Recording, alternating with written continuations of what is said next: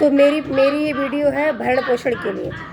भरण पोषण में जो दावेदारी अगर आप साबित कर रहे हैं कि हम भरण पोषण के लिए हकदार हैं, उनके लिए कोई भी महिला, जो भी महिला पढ़ी लिखी है, पढ़ी लिखी होने के बावजूद कोई काम जानती है या नहीं जानती है, तो वो अपना बात दायर करती है माननीय न्यायालय के समक्ष भरण पोषण के लिए। तो उस बात के पीछे एक एफिडेविट होता है।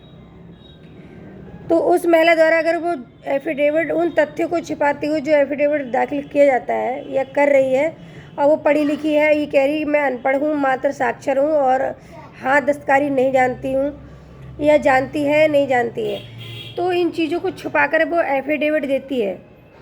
एक मामला है, ये बाराबंकी का था। इस बाराबंकी में के केस में न्यायालय के समक्ष एक बात दायर किया गया था भरण पोषण का।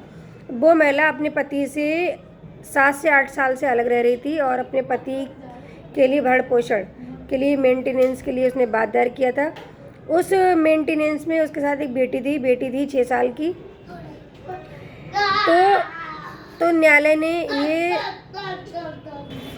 तो बात दायर किया गया था कि भरण पोषण के लिए हम लायबल हैं और मात्र साक्षर हैं और मैं पढ़ी लिखी नहीं हूँ, अनपढ़ हूँ। और जब इस बात के लिए जो प्रतिवादी है, विपक्षी ने इस बात के लिए साबित कर दिया कि ये MA BEd करी हुई थी और किसी स्कूल में जो अर्ध सरकारी है उस स्कूल में शिक्षिका हैं और बतौर शिक्षिका कार्य कर रही हैं।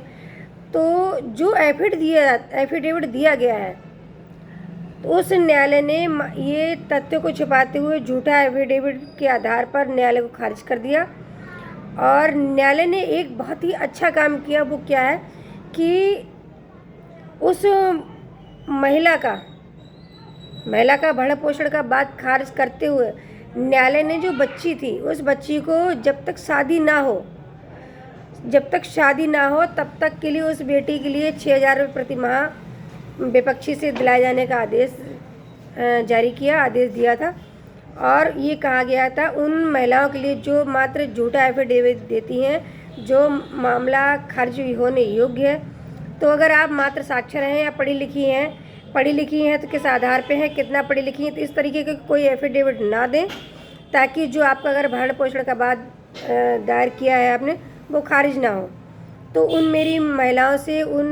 महिलाओं से अपील है कि अगर आप पढ़ी लिखी हैं तो पढ़ी लिखी होने का एफिडेविट दें, और मात्र साक्षर हैं तो उसका एफिडेविट दें, परंतु झूठा एफिडेविट न्यायालय के समक्ष ना पेश करें, जो कि मामला निस्तार नहीं होता है, खारिज हो जाता है, खारिज होने योग्य ही होता है।